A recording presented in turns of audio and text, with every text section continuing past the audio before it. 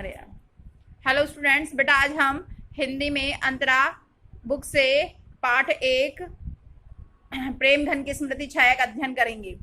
प्रेम घन की स्मृति छाया बेटा हिंदी इलेक्टिव वाले स्टूडेंट्स के लिए बेटा ये वीडियोस भेजी जा रही हैं, so please listen it carefully. बेटा जिसके लेखक हैं रामचंद्र शुक्ल, लेखक रामचंद्र शुक्ल जो कि उत्तर प्रदेश से बिलोंग करते हैं, जिनका जन्म जो है 1884 में हुआ था। लेखक ज़्यादा पढ़ नहीं लिख नहीं पाए, सिर्फ और सिर्फ इंटरमीडिएट तक ही उन्होंने अध्ययन किया। इसके बाद इन्होंने स्व अध्ययन से अनेक भाषाओं को सीखा।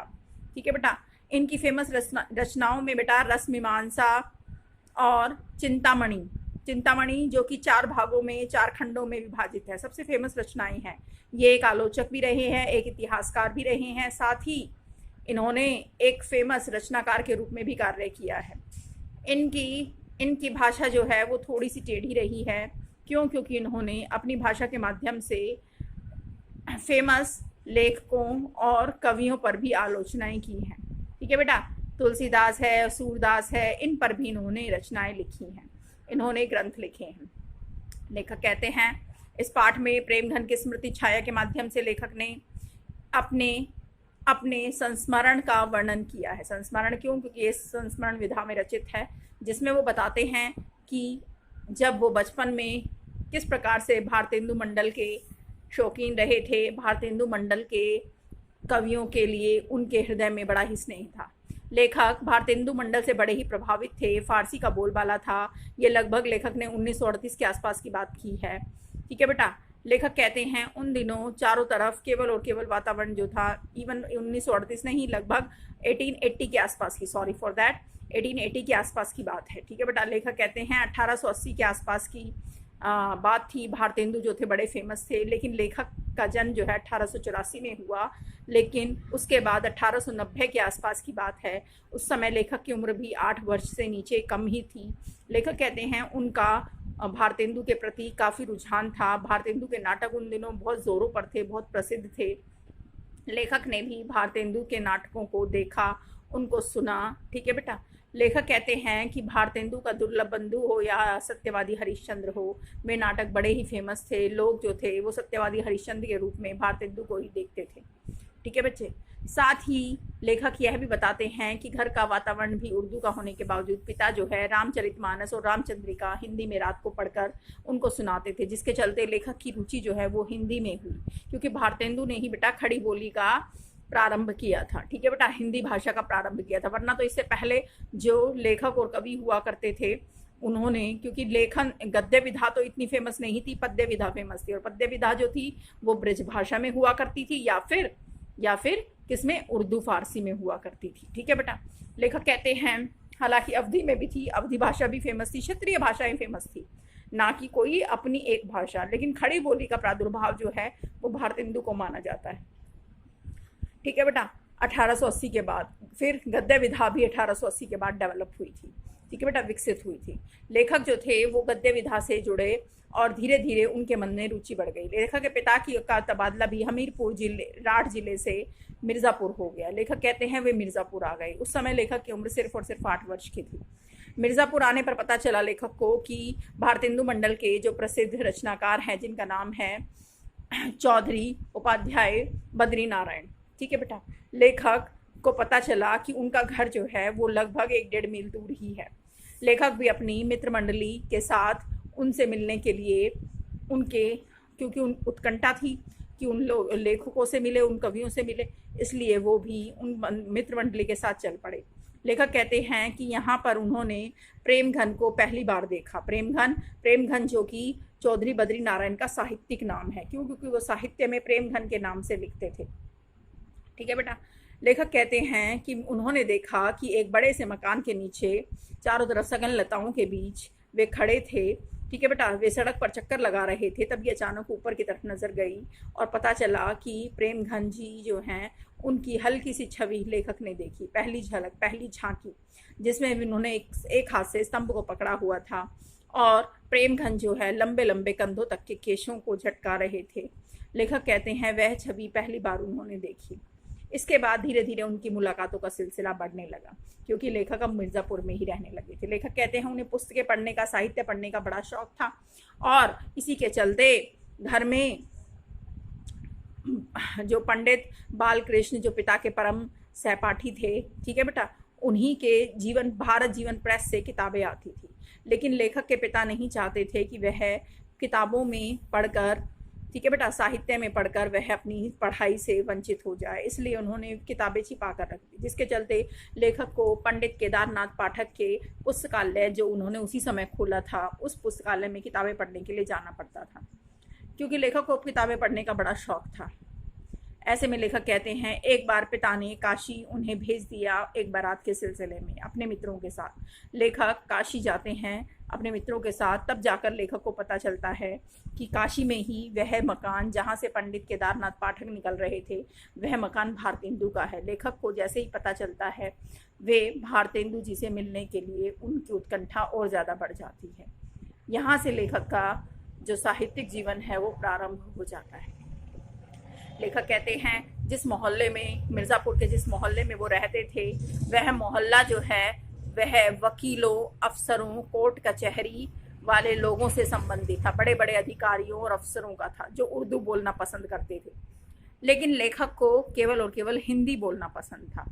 ऐसे में लोग जो थे उन्हें निस्संदेह के नाम से पुकारते थे, क्योंकि वो हिंदी में निस्संदेह शब्द जो था वो बार बार प्रयोग होने की वजह से उन्हें हिंदी में निस्संदेह ही बुलाया जाने लगा। एक बार लेखक के पिता ने भी अपने किसी वकील मित्र से जब लेखक की जानकारी कराई और बताया, परिचय देते हुए कि यह मेरा पुत्र जिसे हिंदी पढ़ने का शौक़ है, हिंदी का शौक़ है, ठीक है बेटा, तब उनके मित्र ने, वकील मित्र ने तुरंत ही कहा कि हाँ, वो तो इनके चेहरे पर ही झलकता है, इनके पहली छवि से ही पता चल जाता है। लेखक कहते हैं मैं समझ नहीं पाया उन्होंने ऐसा क्यों कहा, लेकिन ये बात बीते हुए 30 वर्ष से ज़्यादा हो चुके हैं। लेखक कहते हैं धीरे धीरे जैसे जैसे वो बड़े हुए, समवयस्क मंडली में, समवयस्क मतलब लेखक की उम्र 16 वर्ष की होते होते उनकी मंडली में बहुत सारे साहित्यकार जो थे वो शामिल होने लगे, ठीक है बेटा। अब उनकी मंडली भी अपनी बनने लगी, हम उम्र मंडली, जिसमें लेखक कहते हैं भगवान दास हालना, ठीक है बेटा, और प्रसिद्ध जो साहित्यकार थे वो शामिल होने लगे। लेखक कहते हैं उन सब ने उर्दू बेगम नाम से एक मनोरंजनात्मक रचना भी लिखी। इसी रचना के सिलसिले में वो एक बार किसके पास गए बेटा, चौधरी बद्री नारायण के पास, ठीक है बेटा। चौधरी बद्री नारायण जो कि फेमस थे, उन्हीं के सिलसिले में एक बार पुरानी परिपाटी के कवि वामनाचार्य गिरी जी ने उन पर एक कविता लिख दी, और उस कविता की तुक मिलाते हुए वो रास्ते में चले जा रहे थे कि आखिरी पंक्ति ही तुक मिलानी रह गई थी कि अचानक से पीछे से चौधरी साहब ने तुरंत ही उसकी आखिरी पंक्ति जोड़ते हुए उसे पूरा कर दिया। इस तरह से पता चलता है कि चौधरी बद्री नारायण जो थे बोलने में बड़े ही वक्र थे, वक्रता से बातें करते थे, ठीक है बेटा, वाचाल थे, बहुत ज़्यादा बोलते थे, साथ ही भारतीय रईस, हिंदुस्तानी रईस कहलाते थे, क्योंकि उनका खानदानी ठाटबाट था, ठीक है बेटा। ऐसे में पीछे नौकर जो है तश्तरी लेकर चलता था, कंधे के तक बाल लटके हुए थे, लंबे लंबे केश रखने का शौक रखना, ठीक है बेटा, और हर समय पान खाने का शौक, और बात को घुमा फिरा कर कहने का शौक, व्यंग्यात्मकता होती थी उनकी बातों में, चुटीलापन होता था, और बिल्कुल शुद्ध देवनागरी भाषा का प्रयोग करते थे, यानी उर्दू के शब्दों का प्रयोग नहीं करते थे। लेखक कहते हैं कि उस समय हमारे देश की कोई राष्ट्रभाषा भी नहीं थी, ठीक है बेटा। ऐसे में उर्दू का प्रयोग जो है वो ज़्यादातर लेखक और कवि करते थे, लेकिन चौधरी साहब नहीं करते थे। चौधरी साहब जो थे एक बार वो व्यंग्यात्मक रूप से कहते भी हैं, ठीक है बेटा, जब पड़ोस के एक व्यक्ति से उनकी बातें हो रही होती है, जब वो कहता है कि वह फलाहार पी कर आया है, तभी वह कहते हैं कि जल खाया जाए, व्यंग्यात्मक रूप में, यानी वो व्यंग्य में बड़े ही आगे थे, ठीक है बेटा।